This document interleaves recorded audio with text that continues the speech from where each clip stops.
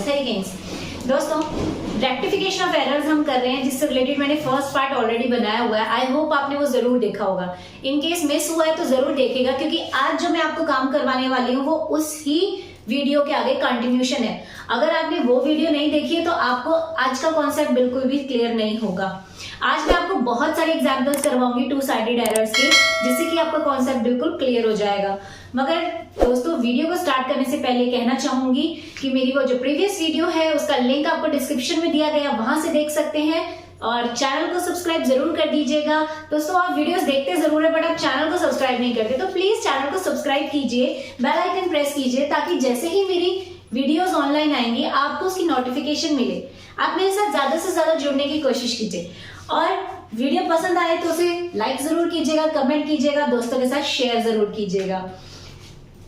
Examples करवाने से पहले मैं आपको एक दो चीजें बताना चाहती हूँ जो हमारे प्रीवियस वीडियो में मिस हो गई थी, क्योंकि आज की वीडियो में वो इम्पोर्टेंट है।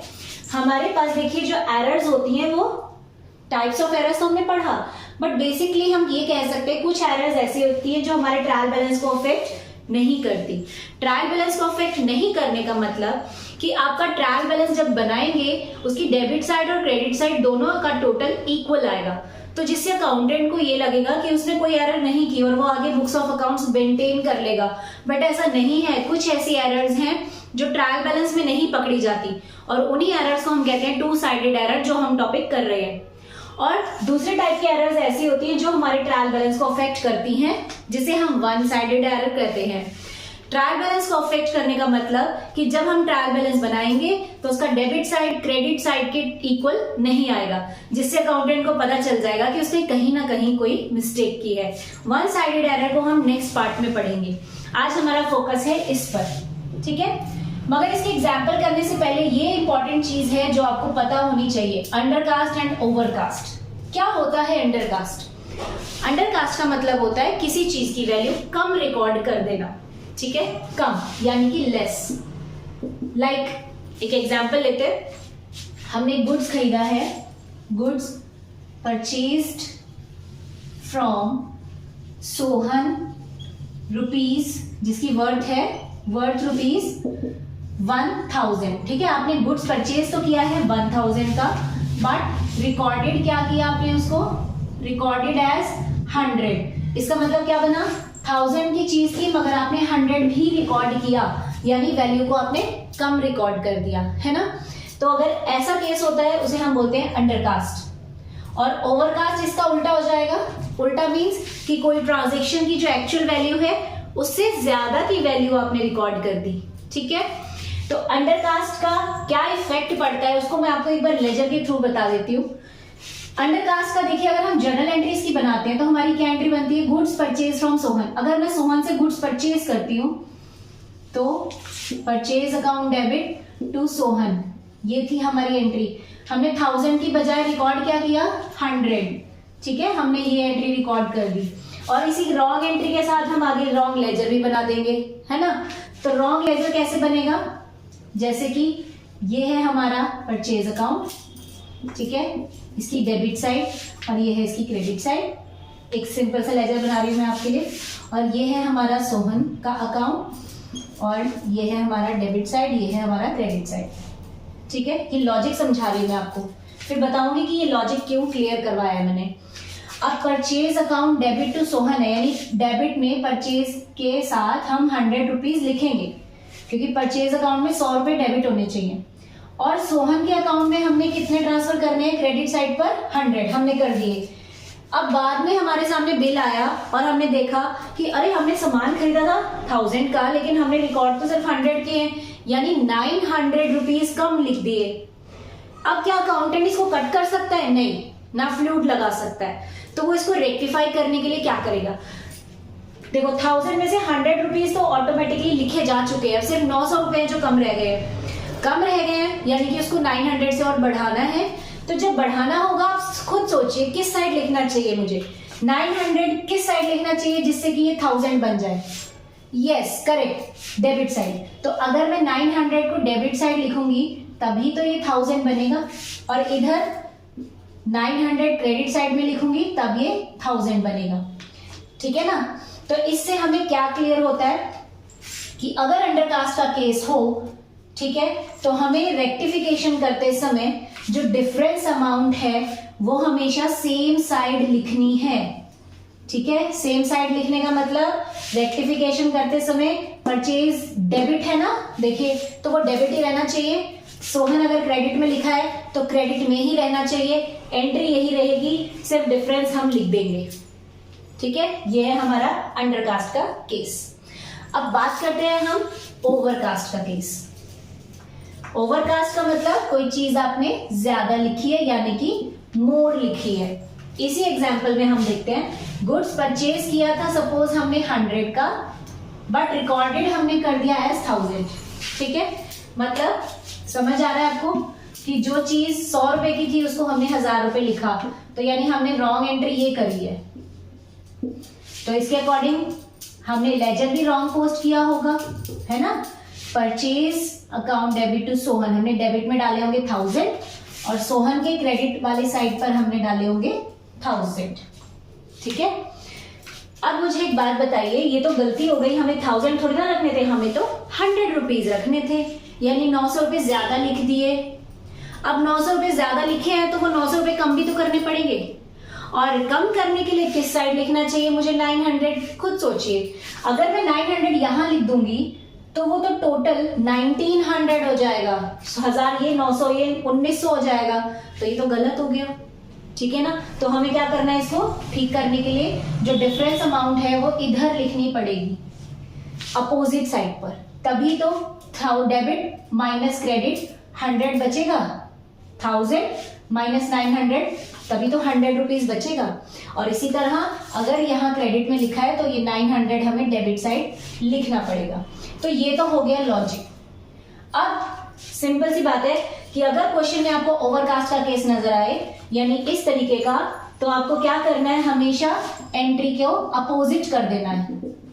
ठीक है, एंट्री अपोजिट करने का मतलब एंट्री को उल्टा कर देना है, जो चीज क्रेडिट में लिखी है उसको डेबिट में कर देना है, और जो चीज डेबिट में लिखी है उसको क्रेडिट में कर देना है। क्यों कर देना है वो मैंने आपको दिखाई दिया कि 1000 अगर डेबिट में है तो क्रेडिट में करोगे तभी जाके वो रेक्टिफाई होगा। ठीक है, तो इसमें अंडरकास्ट में क्या होगा, सेम साइड पर एंट्री होगी, ओवरकास्ट में अपोजिट साइड पर एंट्री होगी। चलिए अब करते हैं हम क्वेश्चंस की प्रैक्टिस। यहाँ बोर्ड पर आपको कुछ क्वेश्चंस नजर आ रहे होंगे, हम इन क्वेश्चन को 1 बाय 1 स्टार्ट करेंगे। ठीक है, और ये है करेक्ट एंट्री के लिए कॉलम, यहाँ पर हम रॉन्ग एंट्री लिखेंगे और फिर हम उसको रेक्टिफाई करेंगे। जैसा कि मैंने आपको अपनी लास्ट वीडियो में भी बताया था कि यहाँ पर हम सिर्फ रेक्टिफाइंग एंट्री लिखते हैं, ये हमारा रफ वर्क होगा। ठीक है, तो first is credit sale to Arun 7000 were not recorded, मतलब हमने 7000 का क्रेडिट सेल किया था अरुण को, मगर वो हम रिकॉर्ड करना भूल गए।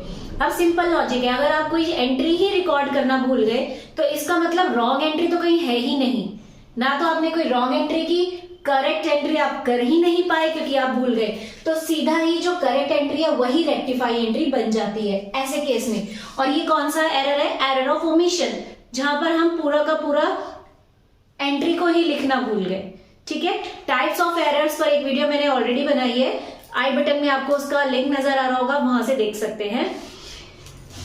तो यहां पर हमारे पास अरुण की एंट्री क्या बनती है, क्रेडिट सेल अगर मैं करूं तो अरुण डेबिट टू सेल्स। ठीक है, अमाउंट हमारी 7000 हम यहां रिकॉर्ड कर देंगे और यहां पर हम नरेशन लिख देंगे। ठीक है, for good sales to Arun on credit. Second entry देखिए, goods return to Charu 4000 were not recorded, मतलब गुड्स आपने रिटर्न किया था चारू को और वो आप रिकॉर्ड करना भूल गए। सिंपल बात है, आप रिकॉर्ड करना ही भूल गए, यानी रॉन्ग एंट्री तो कुछ है ही नहीं, है ना। करेक्ट एंट्री इसकी क्या बननी थी, गुड्स अगर आप रिटर्न करते हो चारू को तो सिंपल बात है, आप कोई चीज तभी रिटर्न करोगे जब आपने खुद खरीदी होगी, है ना। तो आपकी एंट्री क्या बन जाएगी, परचेज रिटर्न वाली। तो Charu debit to purchase return. ठीक है, यही करेक्ट एंट्री और यही रेक्टिफाई हो जाएगी क्योंकि रॉन्ग तो कुछ हुआ ही नहीं है। तो इसी को ही हम एज इट इज यहां लिख देंगे, Charu debit to purchase return. ठीक है, उसके बाद नीचे नरेशन आ जाएगा और अमाउंट हम लिख देंगे 4000। थर्ड एंट्री अब आप देखिए, क्रेडिट सेल टू अरुण 7000, मतलब आपने अरुण को 7000 का सामान बेचा उधार पे, बट रिकॉर्डेड एज 700। ठीक है, अब ये क्या हो गया हमारा, कौन सी टाइप ऑफ एरर है ये हमारी, it is error of commission, जहां पर हम अमाउंट गलत लिख चुके हैं। तो पहले हम करेक्ट एंट्री बनाते हैं। अगर मैं क्रेडिट सेल करती अरुण को तो एंट्री क्या बनती, अरुण टू सेल्स, और अमाउंट होती 7000, लेकिन आपने रिकॉर्डेड कैसे कर दिया 700, तो आपकी रॉन्ग एंट्री क्या हो गई, अरुण टू सेल्स 700। ठीक है, अब सिंपल सी बात है, रेक्टिफाई कैसे करेंगे, देखिए रेक्टिफाई दो चीजों का होता है, या तो अमाउंट्स का होता है या फिर अकाउंट के नेम्स का। अब अकाउंट का नेम करेक्ट एंट्री में भी डेबिट होना था अरुण, रॉन्ग एंट्री में भी डेबिट हुआ है, तो मतलब नाम में कोई गलती नहीं है, तो हम नाम को रेक्टिफाई नहीं करेंगे। इसी तरह सेल्स को क्रेडिट में लिखना था, यहां भी सेल्स को क्रेडिट में ही लिखा है, यानी कि सेल्स अकाउंट में भी कोई एरर नहीं है। अब एरर कहां पर है, एरर उनकी अमाउंट में है, तो अब हमें अमाउंट को देखना पड़ेगा। ये कास्ट, ये कौन सा है, अंडर कास्ट का केस है, क्योंकि कोई चीज आपको 7000 रिकॉर्ड करनी थी बट आप 700 कर रहे हो, यानी कि कम अमाउंट रिकॉर्ड की है। और जैसा कि मैंने आपको बताया कि अगर कोई चीज अंडर कास्ट है यानी कम है तो उसको बढ़ाना पड़ेगा, और बढ़ाने के लिए हमें सेम साइड पर ही जाना पड़ेगा, यानी कि अरुण को हम डेबिट करेंगे रेक्टिफाई के टाइम, क्योंकि अरुण के अकाउंट में 7000 जाना चाहिए था, गया सिर्फ 700 है, तो बाकी का 6300 और डालना है उसके अकाउंट में। ठीक है, तो हम लिखेंगे, यहां पे लिख देती हूं, शायद आपको उधर कॉर्नर पे नजर ना आए, 6300। ठीक है, और सेल्स को हम लिखेंगे 6300 के साथ ही, तो हमारी रेक्टिफाई एंट्री बन जाएगी अरुण डेबिट टू सेल्स 6300, क्योंकि डिफरेंस जो था वो 6300 का था। जितनी अमाउंट शॉर्ट पड़ रही है उतना ही तो रेक्टिफाई करेंगे ना, 700 तो ऑलरेडी लिखा हुआ है तो उसको थोड़ी ना रेक्टिफाई करना है। अब नेक्स्ट एंट्री है हमारे पास, goods return to Brij 4000 were recorded as 400, मतलब आपने जब गुड्स रिटर्न किया था ब्रिज को तो वो कौन सी एंट्री बनती है, वो परचेज रिटर्न की एंट्री बनती है, क्योंकि हम किसी को सामान तभी रिटर्न करेंगे जब हमने उससे सामान खरीदा होगा, राइट। तो इसकी करेक्ट एंट्री क्या बननी थी, गुड्स रिटर्न टू ब्रिज। अगर आप ब्रिज को रिटर्न करते हो तो एंट्री थी Brij to purchase return, amount थी इसकी 4000। ठीक है, बट आपने रॉन्ग क्या किया, रिकॉर्डेड एज 400, तो यानी कि आपने ब्रिज को डेबिट कर दिया परचेज रिटर्न 400 के साथ। ठीक है, सिंपल, ये हमारा रफ वर्क हो गया। तो आई थिंक आप आगे रेक्टिफाई कर सकते हो ना। देखिए फिर से ये अंडर कास्ट का केस है, ब्रिज के अकाउंट को डेबिट करना था, कर रखा है, परचेज रिटर्न को क्रेडिट करना था, किया हुआ है, मगर प्रॉब्लम अमाउंट में आ गई है। डालनी थी 4000, हमने डाली है सिर्फ 400, तो कितना शॉर्ट पड़ गया, यस करेक्ट 3600। और जब अमाउंट शॉर्ट पड़ जाती है तो उसको बढ़ाने के लिए हमें सेम साइड जाना पड़ता है, यानी ब्रिज डेबिट ही रहेगा। ठीक है, Brij to purchase return amount 3600, ये हमारा रफ वर्क है, इसको हम फाइनल लिख लेते हैं, Brij debit to purchase return 3600। ठीक है जी, यहां तक क्लियर हो गया। हमारी नेक्स्ट एंट्री है, goods return from Deepika 1000 rupees were recorded as 100। Again goods return from Deepika, Deepika से अगर रिटर्न होकर हमारे पास सामान आया, इसका मतलब हमने उसे सामान बेचा होगा, हमने सामान सेल किया तभी तो वो वापस उसने भेजा। अब रिटर्न क्यों करा उसने सामान, हो सकता है सामान डिफेक्टिव रहा होगा या उसको पसंद नहीं आया तो उसने वापस भेज दिया।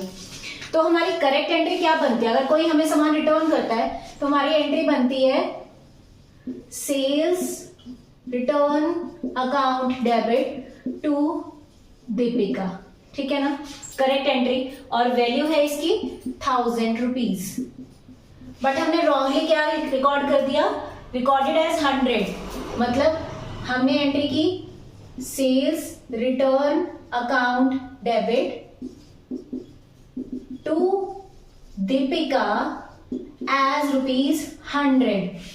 तो हमें सीधा सीधा नजर आ रहा है कि सेल्स रिटर्न डेबिट होना चाहिए था, वो है, ठीक है। दीपिका को क्रेडिट करना था, वो कर रखा है, मगर प्रॉब्लम ये हो गई कि 1000 रुपीज को डेबिट करना था, मगर हमने सिर्फ 100 रुपीज को डेबिट किया है। फिर से सेल्स रिटर्न में 1000 जाना था, गया 100 यानी 900 रुपए कम। और इसी तरह दीपिका के अकाउंट में भी 900 रुपीज कम है। अंडरकास्ट का केस है, वैल्यू बढ़ानी है, ठीक है। तो जो एंट्री आपकी ये है, इसी को आप रेक्टिफाई एंट्री बना देंगे और डिफरेंस की अमाउंट इसमें लिख दी जाएगी। तो हमारी एंट्री बन जाएगी sales return account debit to Deepika. क्योंकि नेम्स में तो कोई प्रॉब्लम है ही नहीं, नेम्स तो सही है, तो हमने ये लिख दिया, इनको रेक्टिफाई करने की जरूरत नहीं। लेकिन इनके अमाउंट को रेक्टिफाई करना है, इसीलिए इनका नाम हमें लिखने पड़े 1000 माइनस 100, 900 रुपीज शॉर्ट पड़ रहे हैं, ठीक है। नेक्स्ट एंट्री देखिए, ये थोड़ा डिफरेंट है, इसको ध्यान से समझना। Credit sales to Arun 7000, recorded as 7200। मतलब अरुण को जब मैंने सामान बेचा तो वो 7000 का बेचा, मगर एंट्री करते टाइम उसको 7200 लिखा। तो पहले करेक्ट एंट्री कर लेते हैं। अरुण टू सेल्स 7000, रॉन्ग आपने क्या किया, अरुण टू सेल्स 7200 आपने रिकॉर्ड कर दिया, ठीक है ना, रिकॉर्डेड एज 7200। तो रेक्टिफाई एंट्री करते समय क्या करना है, देखिए अरुण को डेबिट करना था, अरुण को डेबिट किया हुआ है। सेल्स को क्रेडिट करना था, सेल्स को क्रेडिट किया हुआ है, लेकिन प्रॉब्लम उनकी अमाउंट्स में हो गई है। अमाउंट डालने के 7000, आपने डाल दी 7200, ये रॉन्ग है, ठीक है। अब सिंपल सा फंडा है, ये ओवरकास्ट का केस हो गया। किसी के अकाउंट में डाले थे 7000, तुमने डाल दिए 7200, 200 रुपए एक्स्ट्रा, है ना, 200 एक्स्ट्रा डाल दिए। अब एक्स्ट्रा चीज है तो उसको खत्म करना पड़ेगा, कैंसिल करना पड़ेगा। अब ऐसा तो है नहीं कि मैं इसको कट करके 7000 बना दूं, ठीक है। तो मैंने आपको पहले भी बताया था कि जब किसी चीज को कैंसिल करना हो तो उस चीज को अपोजिट साइड पे लिख दीजिए, यानी कि रेक्टिफाई करते टाइम अरुण डेबिट में नहीं क्रेडिट में हो जाएगा और सेल्स डेबिट में आ जाएगा, क्योंकि हमें उस चीज को कैंसिल करना है। तो हमारी रेक्टिफाई एंट्री बन जाएगी sales account debit to Arun. कितना एक्स्ट्रा डाला है हमने अकाउंट में, 200, तो वही कैंसिल कर देंगे हम 200, ठीक है। Next point is credit purchase from Brij 9000 were recorded as 9900। मतलब हमने ब्रिज से सामान परचेज किया है क्रेडिट पर और रिकॉर्ड किया उसको 9900 का, जो कि खरीदा था 9000। तो करेक्ट एंट्री हमारी क्या बनती है, अगर हम किसी से उधार पर सामान लेते हैं तो हमारी एंट्री बनती है purchase account debit to Brij, ठीक है। अमाउंट हमें डालनी चाहिए थी 9000, हमने रॉन्ग एंट्री क्या कर दी, purchase account debit to Brij 9900, ठीक है। मतलब परचेज को डेबिट करना था, किया हुआ है, ब्रिज को क्रेडिट करना था, किया है, मगर अमाउंट में गड़बड़ कर दी। अमाउंट डेबिट में आनी चाहिए थी 9000, हमने डाली है 9900, ज्यादा अमाउंट डाल दी है। सेम ब्रिज में भी 9000 डालना चाहिए था, डाला है 9900, एक्स्ट्रा अमाउंट गई है, 900 रुपीज एक्स्ट्रा चले गए हैं। एक्स्ट्रा को कैंसिल करना है तो एंट्री को अपोजिट कर दीजिए, ठीक है ना। जो चीज डेबिट है उसको क्रेडिट कर दो, जो क्रेडिट है वो डेबिट कर दो। तो हमारा रेक्टिफाई एंट्री बहुत सिंपल है, हमारा रेक्टिफाई बन जाएगा ब्रिज टू परचेज, और कितना एक्स्ट्रा गया है 900, एक्स्ट्रा को कैंसिल कर दिया हमने 900 लिखकर, ठीक है। Next entry goods return to Charu 4000 recorded as 4040। मतलब गुड्स रिटर्न किया था चारू को हमने 4000 का, मगर जब रिकॉर्ड करने लगे तो 40 रुपए फालतू डाल दिए गए, ठीक है, तो दोबारा से इसका करेक्ट एंट्री बना लीजिए। पहले रिटर्न अगर चारों को किया है हमने, गुड्स रिटर्न टू चारू, मतलब कुछ खरीदा होगा तभी चारू को बेचा है, भेज दिया, तो हमारी एंट्री बन जाएगी चारू टू परचेज रिटर्न 4000। ये था हमारा करेक्ट। हमने लिखा कैसे, चारू टू परचेज रिटर्न 4040, तो 40 रुपीज ये जो एक्स्ट्रा गए है ना, इन 40 रुपीज को रेक्टिफाई करना है, ये 40 रुपीज कम करने, कैंसिल करने, तो हम क्या करेंगे, एंट्री को अपोजिट कर देंगे। तो हमारी एंट्री बन जाएगी purchase return account debit to Charu, क्योंकि इनके अकाउंट में 40 रुपए फालतू चले गए। ठीक है, नेक्स्ट देखिए, goods costing 1000 have been purchased on credit from Sohan. मतलब हमने सोहन से गुड्स खरीदा है उधार पे 1000 रुपीज का, और no entry has been passed in books, इसकी कोई एंट्री पास नहीं की बुक्स में। ऑल दो goods taken into stock, all दो मतलब हालांकि गुड्स जो है वो हमने स्टॉक में रख लिया है, मतलब सामान हमारे पास आया, हमने उसको स्टॉक में रख लिया, लेकिन उसकी एंट्री करना भूल गए, तो सिंपल एरर ऑफ ओमिशन, लिखना ही भूल गए ना, तो जो करेक्ट एंट्री है वही रेक्टिफाई हो जाएगी, क्योंकि रॉन्ग तो कुछ हुआ ही नहीं। ठीक है, तो हमारी एंट्री क्या बन जाएगी, जब हम किसी से गुड्स परचेज करते हैं तो हमारी उधार की एंट्री क्या बनती है, परचेज अकाउंट डेबिट, क्योंकि करेक्ट एंट्री ही रेक्टिफाई हो जाएगी, रॉन्ग तो कुछ किया ही नहीं हमने, है ना। तो purchase account debit to Sohan, और वैल्यू आ जाएगी 1000। ठीक है, नेक्स्ट एंट्री देखिए, no entry has been made for sales return. Again sales return की एंट्री करना की ही नहीं, no entry has been made मतलब एंट्री की ही नहीं, तो सेल्स एंट्री में जो करेक्ट एंट्री थी वही रेक्टिफाई हो जाएगी, क्योंकि रॉन्ग तो कुछ हुआ ही नहीं है। तो करेक्ट एंट्री क्या बनती है, अगर मैं सेल्स रिटर्न करता हूं तो हमारी एंट्री बनती है sales return account debit to, अब यहां पर किसी पर्सन का नाम नहीं है ना, किसको सामान रिटर्न किया, तो अब ऐसे केस में क्या करना है आपको,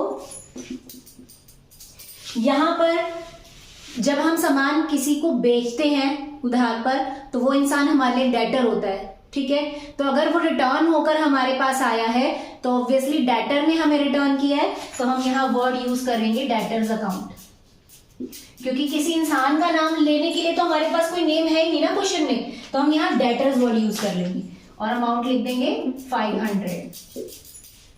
ठीक है, इसी तरह अगर ये क्वेश्चन परचेज रिटर्न का होता और परचेज रिटर्न जिसको आपने किया उसका नाम नहीं गिवन होता, तो आप वहां क्रेडिटर वर्ड यूज करते। ठीक है, नेक्स्ट एंट्री देखिए, 2000 rupees paid for furniture purchased, मतलब आपने फर्नीचर परचेज किया है जिसकी वैल्यू थी 2000, but debited to purchase account, लेकिन उसको डेबिट कहां कर दिया, परचेज अकाउंट में। तो सिंपल सी फंडा है हमारा, पहले हम करेक्ट एंट्री बना लेते हैं। अगर मैं फर्नीचर परचेज करती हूं तो मेरी एंट्री बनती है furniture account debit to cash. ठीक है, और फर्नीचर की वैल्यू दे रखी है 2000, मगर रॉन्ग क्या किया, has been debited to purchase account, purchase account को डेबिट कर दिया, यानी ये एरर ऑफ प्रिंसिपल हो गया, है ना। तो आपने क्या किया, purchase account debit to cash, ये हो गई आपकी रॉन्ग एंट्री, अमाउंट में कोई गड़बड़ नहीं है। अब इसको रेक्टिफाई कर दीजिए, बहुत सिंपल है, कैश को क्रेडिट होना था, कैश क्रेडिट है, कट गया कैश से कैश। ठीक है, अब फर्नीचर को डेबिट करना था करेक्ट एंट्री में, तो कर दीजिए। ठीक है, तो करेक्ट एंट्री में क्या रेक्टिफाई करते समय क्या बन जाएगा आपका, ये रही आपकी rectify entry, furniture account debit 2000, क्योंकि ये तो करना था डेबिट, कर दिया, ये डेबिट नहीं करना था तो इसको क्रेडिट में ले आइए, टू परचेज 2000। सिंपल, जो चीज डेबिट होनी थी कर दी, जो नहीं होना था उसको उल्टा साइड ले आए क्रेडिट में, रेक्टिफाई एंट्री। नेक्स्ट पॉइंट है हमारे पास, ₹3000 paid to Mohan Lal for salary but debited to personal account, मतलब आप मोहन लाल को 3000 की सैलरी दे रहे हो लेकिन उसको पर्सनल अकाउंट में लिख दिया है। तो पहले हम इसकी करेक्ट एंट्री बनाते हैं। जब आप किसी को सैलरी देते हो तो आपकी करेक्ट एंट्री बनती है salary account debit to cash 3000, ठीक है, मगर आपने रॉन्गली डेबिट किसको कर दिया, पर्सनल अकाउंट को, तो यानी आपका रॉन्ग एंट्री बन जाएगा personal account debit to cash 3000। अब इसको रेक्टिफाई करना है, सिंपल है, कैश से कैश कैंसिल, क्योंकि कैश तो क्रेडिट में होना था, कर भी रखा है और अमाउंट भी बिल्कुल करेक्ट है, तो कैश को तो चेंज नहीं करना हमें, मगर सैलरी को डेबिट करना चाहिए था जो नहीं किया हुआ, और इसको डेबिट नहीं करना था, ठीक है, तो अब रेक्टिफाई कर दीजिए, बिल्कुल सिंपल है, अब तो आप सीख गए करना। सैलरी जो डेबिट करना था उसको कर दो, पॉइंट नंबर 12 है, सैलरी अकाउंट डेबिट, ठीक है, ये डेबिट हो गया। 2, जिसको डेबिट नहीं करना उसको क्रेडिट में ले आओ, उसका इफेक्ट खत्म करने के लिए, टू पर्सनल अकाउंट, ठीक है, 3000, ठीक है जी।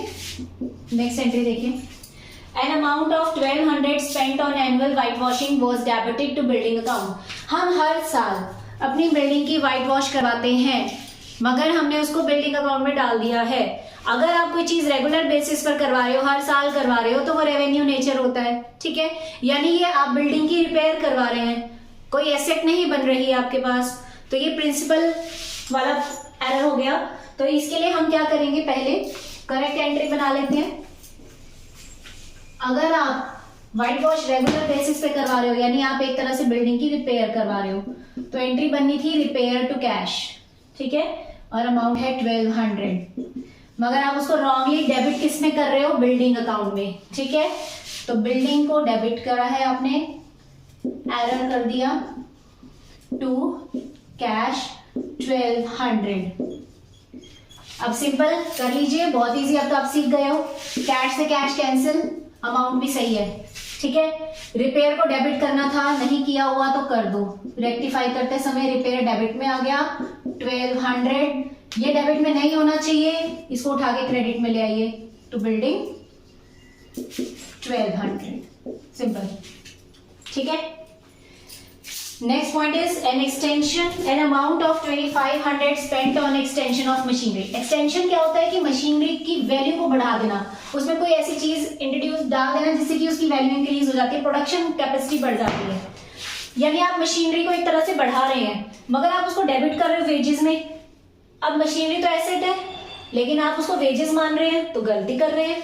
तो करेक्ट एंट्री क्या बनती है, अगर आपकी मशीनरी की वैल्यू बढ़ रही है, यानी एक तरह से आपकी एसेट इंक्रीज हो रही है, तो एंट्री बनेगी machinery account debit to cash, ठीक है, 2500, ये था आपका करेक्ट, मगर आपने रॉन्ग क्या कर दिया, उसको वेजेस अकाउंट में डेबिट कर दिया, यानी आपने लिखा वेजेस टू कैश। भाई अकाउंटेंट है, इंसान है, उससे गलती हो गई, उसने वेजेस में ट्रांसफर कर दिया, तो अब हम रेक्टिफाई करेंगे, क्योंकि हम बहुत इंटेलिजेंट है, हमें पता है हम मिस्टेक है, हम रेक्टिफाई करेंगे, कैश से कैश कैंसिल, ठीक है।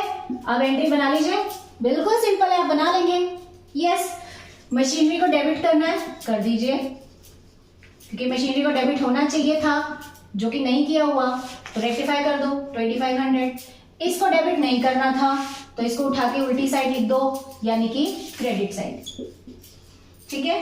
तो इसके साथ अभी इतने क्वेश्चंस, नेक्स्ट पार्ट में हम थोड़े से और क्वेश्चंस प्रैक्टिस करेंगे, जहां 3 अकाउंट्स यूज होंगे, मतलब अभी तो सिर्फ 2 यूज हो रहे हैं, फिर 3 अकाउंट्स बन जाएंगे, तो तब तक आप इन क्वेश्चंस की प्रैक्टिस कीजिए अपनी बुक्स में से। Till then bye bye, have a good day.